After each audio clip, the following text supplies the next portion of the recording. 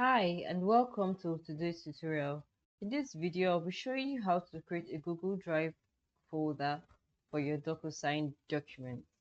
Alright, so the first thing you want to do is head over to your Google Chrome browser over here and type Google Drive.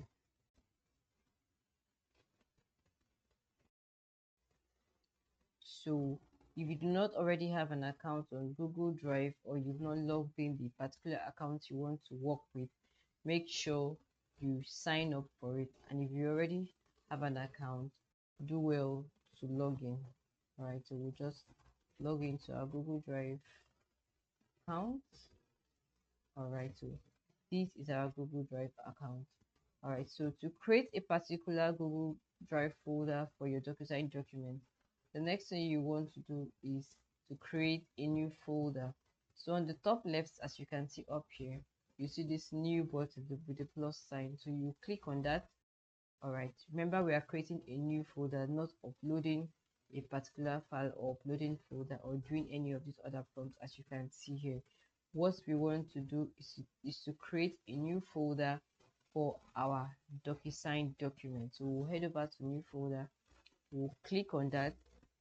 All right, as you can see, it is untitled, so you want to give it a name such as Docusign document. So we'll just type that Docusign doc.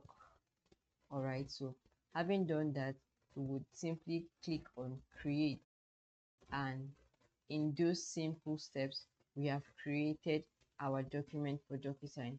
So what you have to do is just double click the particular folder you've created, and you can see that you have the option to drop your Docusign files here. So these simple and precise, concise steps are the way you can create a Google Drive folder for your Docusign document. I hope this tutorial was short, brief, and explanatory for you.